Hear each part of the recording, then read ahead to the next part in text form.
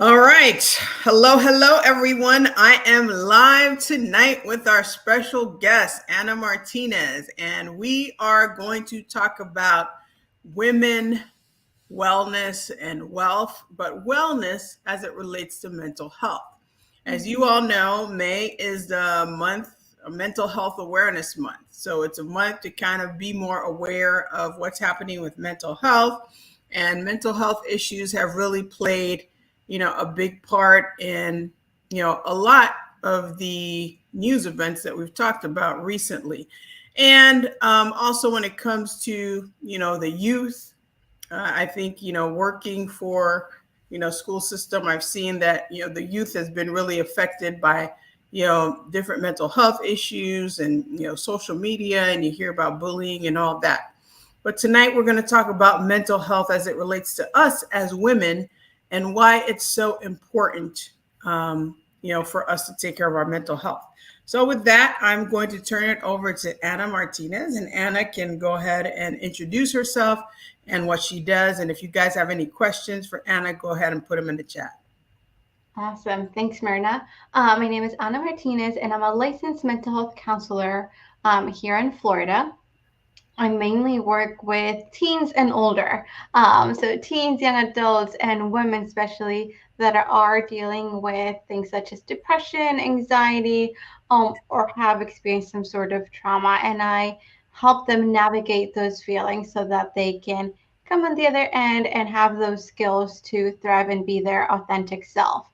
So, I'm excited to be here and talk about mental health. Great, great. So, Anna, let's talk a little bit about mental health and financial wellness and the connection a little bit, Mhm. because I firmly believe that if your money house is not in order, the rest of your house is not going to be in order. But really, when you're looking at your mental health, how can that primarily affect you as a being and potentially affect your finances? Yeah, so that's a great question. A lot of people think that mental health or mental illness just refers to the big ones that we talk about, right? Like anxiety, depression, or like the maybe a little bit more serious, like bipolar or things like of that nature. Um, but I would encourage people to think of it as like in a spectrum, right? So we all have great days. We all have maybe not so great days where we're feeling a little down. So when we talk about mental health, and having those skills to nurture it is doing things that help us maintain that mental wellness, just like we take care of our physical health. And so, in the past couple of maybe years, people have been talking a lot more about self care, relating it to mental wellness.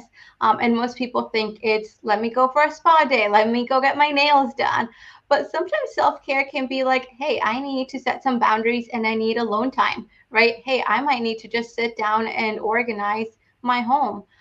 So there's different aspects of self-care. So it could be physical, it could be emotional, spiritual, financial. So there's different aspects that come into our wellness, and if we don't take care of those aspects, at one point or another, our body is also going to be affected. We can get irritated a lot more easily. We can get very tired. Our ability to focus, sometimes our sleeping or eating patterns can get also disturbed. So there's a lot of ways that our emotions can play a role into just our daily activities. Now, how can we bring about a higher level of awareness of what's happening with our mental health? Because a lot of times I know that I deal with, you know, powerhouse women that, are high achievers and aren't necessarily aware of what's happening with us from a mental health perspective, or tend to put it, to the side and say, okay, we don't have time to deal with this. So, what are some of the ways that we can kind of uh, understand if there's something going on that we need, that requires our attention? Yeah, that's a great question. I think a lot of people, a while ago, those signs became familiar that were like live, love, and laugh, right? And so I feel like everyone had some sort of sticker, some sort of thing in our life, in our home like that. And I think that is also a great way to explain this. If we are not completing our daily activities, if our relationships that love our relationships are being affected. And it can be our romantic, it can be business relationships, it could be family relationships are being affected. And laugh, if we're not able to enjoy the things that we normally do, like our hobbies, if we're not able to enjoy our weekends or take some time to rest, then that means there's something going on, right? So that means like, hey, stop, pause, and kind of check in. Like, what is draining? What is going on? There's something here that needs to be addressed. So if you're not able to do your daily routines, your work, activities, school, whatever it might be, if your relationships are being affected and you're not able to enjoy things, then it might be a good idea to pause and take some time to reflect and see what can change. Okay, so signs like, not enjoying the things that we used to enjoy, that's definitely a good indicator. Now, Yeah. how can we fight against things like, anxiety? We live in a world where, there's a lot of sources of anxiety. You got anxiety at work, you got anxiety in the social setting, and God forbid you have other dynamics to deal with. So how do you deal with that? How do you work through, some anxiety that you may be feeling when you are that person that's always on the go and, may own a business, or you may be that high achieving person, has a W-2 job. Sometimes we Mhm. don't have time for anxiety. So how do we deal with that? Yeah. So first off, to say anxiety is not necessarily a bad thing, right? So anxiety kicks in to help us survive and to do well. So it might help us remember deadlines. It might help us kind of be more attentive to our environment. So it's not necessarily a bad thing. However, if it's coming to the point where it is impairing your ability to do something or hindering, kind of like you're not able to do what you would want to do because you get so anxious, then maybe seeing what kind of thoughts are going on in my mind, right? What is contributing to that anxiety? Sometimes we have self doubt, right? That big imposter syndrome. And so we don't feel like we can succeed or that we can do it.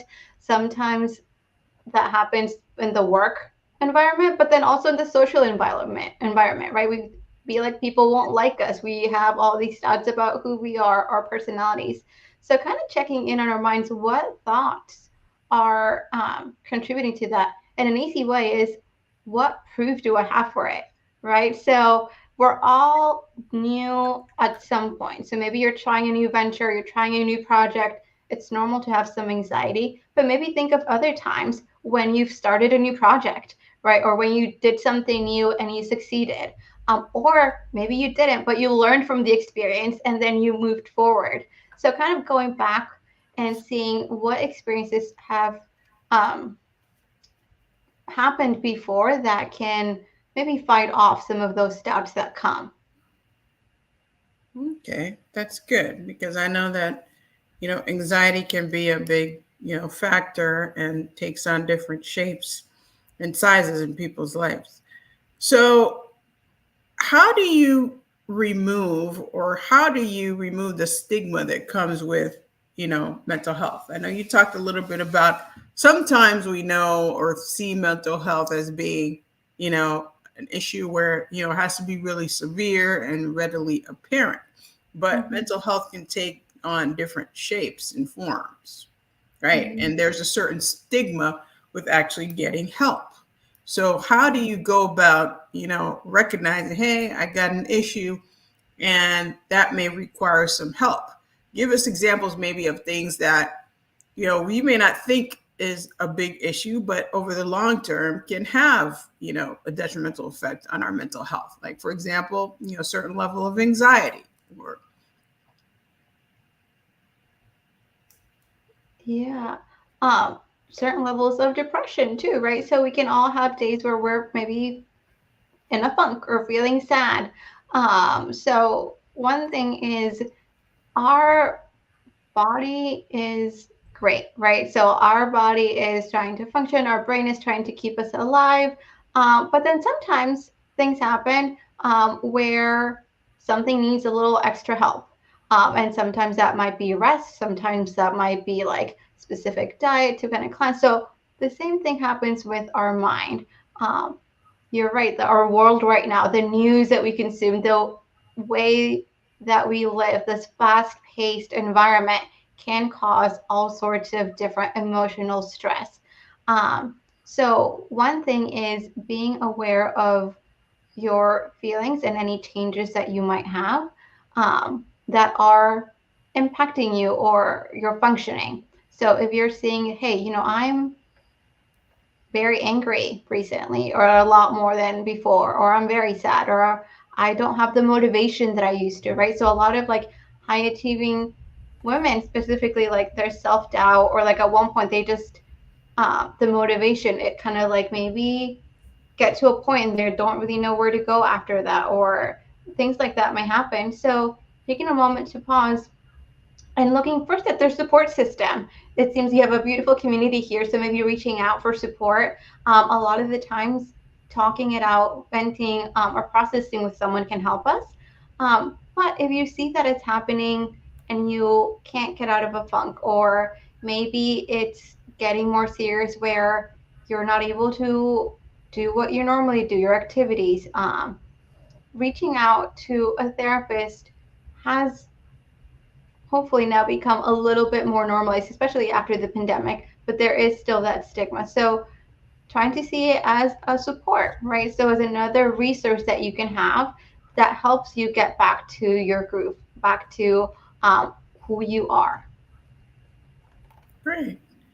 Yeah, you're definitely right. I think post pandemic, it has become more normalized to actually go out there and seek help.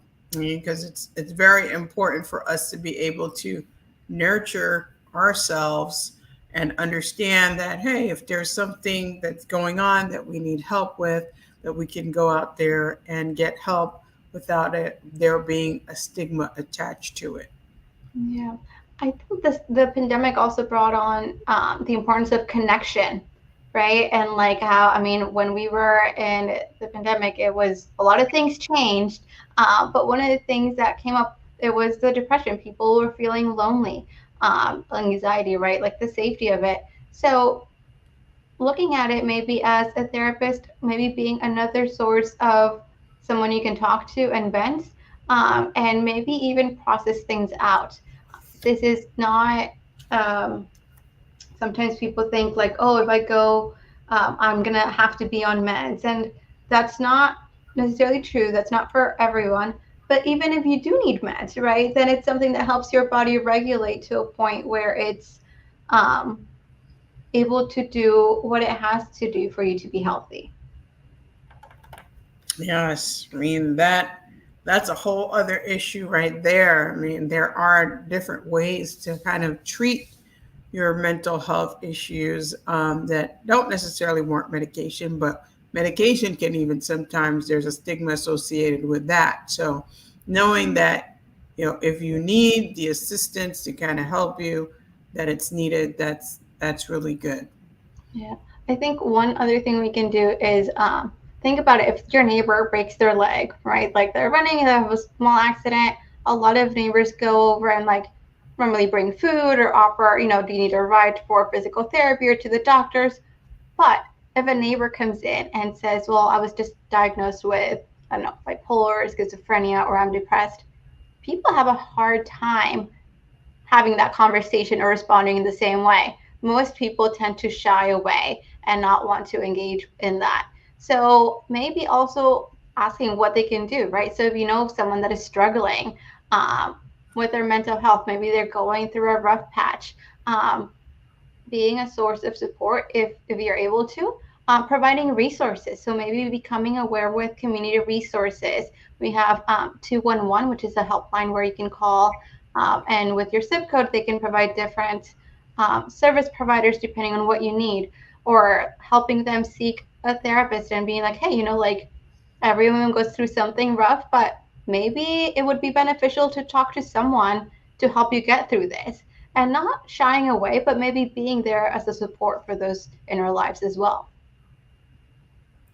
What do you see as some of the telltale signs or signs that say, okay, I got an issue, and I need to get some help with it. Yeah. So going back to, right, if your relationship, so sometimes you're more irritable, you can't concentrate. So if you see a big shift in your personality, maybe you don't feel like yourself. Maybe you're constantly in this state of alertness or worry or sad, or you find yourself like crying for no reason, right? Or you're getting angry so easily. Um, and maybe you go for a run and it normally helps, but now you go for a run, it's not helping, or it's lasting more than a day, or it's just whatever you used before is not longer working. Then maybe it's time to go in and talk to someone. Now, where do you suggest? So, if we have our listeners here and they're thinking, hey, I might need to get some help, I want to talk to someone, what are some resources that they can have, besides talking to somebody like yourself? But there are certain requirements, right? You have to be licensed, right, in a specific state. So Mhm. how can they, what are some resources for people to find help? So 211, I believe, is a national line, and again, you can call and talk to them, and they can also provide referrals to different local resources in your area.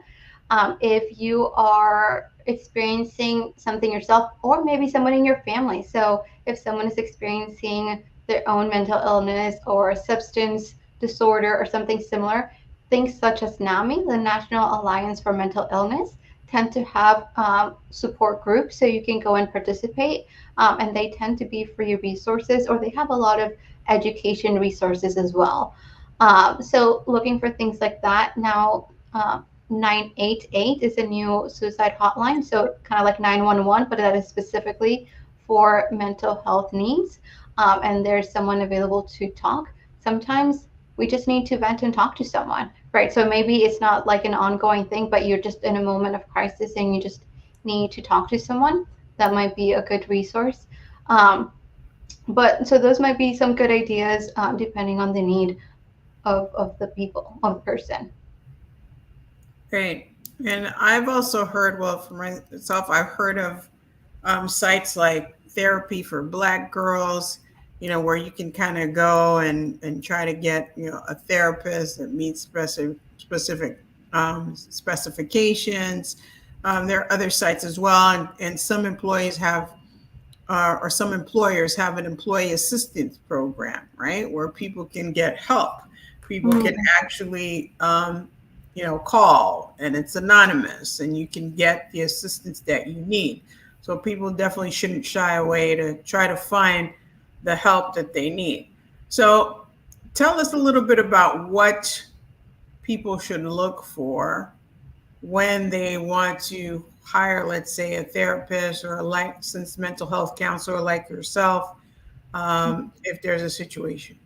yeah, so yes, EAPs, the Employee Assistance Programs, is a great way to get started. Most of them also offer a certain amount of free sessions. So you just go and there's no copay, there's nothing attached. You just show up and find the provider and you're good to go.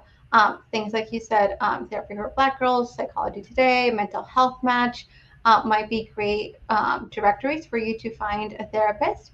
I also encourage people to check out the therapist profile on the directory, on their website if they have one. And a lot of therapists also offer a free consultation. So for my potential clients, I do a 15-minute free consultation where we get to chat and then they can ask me any questions or what might be going on, what they're looking for, if there's something specific, and just to make sure it's a good fit.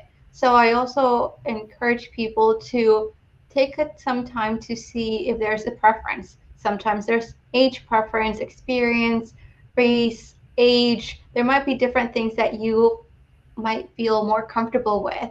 And at the end of the day, it's about that connection, right? So the therapeutic environment should be something that makes you feel comfortable and safe for you to discuss whatever's going on in your life. So if it's going to be with someone that you are more reserved with, then maybe it's not a good match. And it's okay to show up to one meeting and be like, nope, this was not it, right? Sometimes it's energy, sometimes it's language, whatever it might be. So it's okay to shop around, if you will, for a therapist until you find a good fit. Yeah, fit is of critical importance, I think. Having the right synergy with the therapist, I think is pretty important because if you're trying to resolve certain issues, you want to be comfortable, being able to talk to the therapist to get you to the path of resolution or at least coping with whatever's going on. Yeah. So, Anna, tell people out there listening how they can work with you and, what you may specialize in or, the people that come to you or work with you, what tend to be their overarching issues, if any. Yeah. So I work a lot with minorities, mainly Hispanic or Latino. I am an immigrant myself, so I have a lot of Spanish speaking clients that are experiencing that imposter syndrome, like they don't feel good enough or they have past trauma, like um, they don't feel like they're good enough for something, right? And that brings on different sets of anxiety or feeling depressed. And I because of the licensing, all of my clients have to be in Florida. So I think this group expands a little bit beyond that. But I do all of my clients have to be in Florida, and my practice is Lumen Cordis, and it means light of the heart, because I believe that at the end of the day, we all have that resiliency, that light within us, and I'm just here to guide them and help them access those inner resources. So I can give you my number and like the website for you to also share. But I'd be happy to chat with people and meet with them briefly for that consultation or help them find a good fit for a therapist if they're in need. Okay, we will put Anna's information in the chat. So if you want to contact her, you can. You have to be a resident of Florida, right, Anna? You have to be physically in Florida. So you can, yeah. So unfortunately, we're hoping that, I mean, at this point, telehealth after COVID, we're hoping those laws and restrictions kind of change. But for the meantime, they do have to be in Florida. I do take insurance. So the other thing is, too, if you have insurance and are looking to use that for your mental health for sessions, you can also check out the different providers.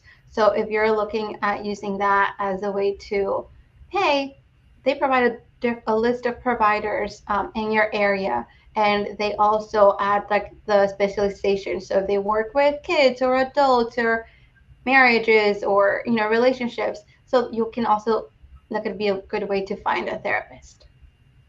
All right, perfect. Well, guys, thank you, Anna, for this conversation.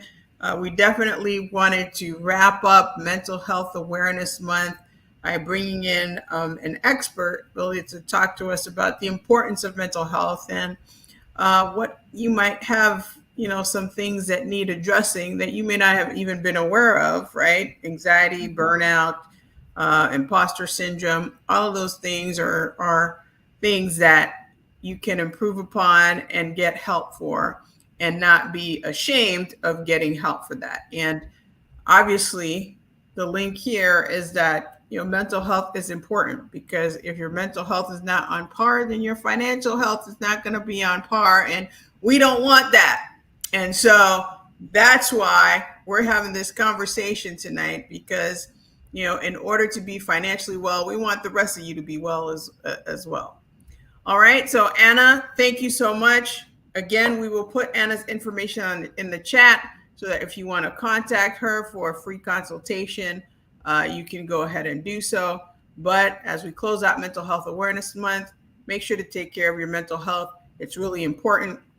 And if you have others that are struggling, as Anna mentioned, you have resources, 211-988, right? So that are available that you can utilize Yeah. if you need some help. All right. Well, thank you so much, Anna. Good night, everybody. Thanks, Marina.